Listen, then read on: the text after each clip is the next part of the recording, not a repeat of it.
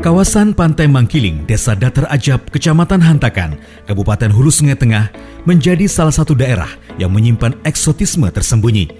Setelah di bagian lembah dan lereng yang sempat diterjang banjir bandang dan tanah longsor, ada sisi kawasan lain yang masih selamat dari musibah yang terjadi sebulan silam ini.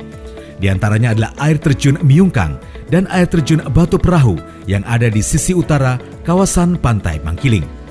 Menuju ke sini, akses satu-satunya hanya bisa dilalui dengan berjalan kaki.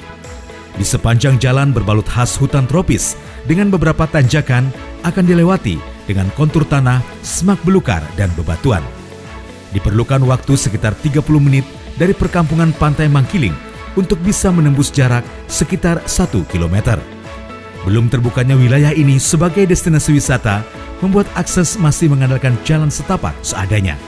Meski melelahkan, perjalanan terobati saat sampai di air terjun Miungkang, melihat air jernih yang terhambur dari delta-delta bebatuan.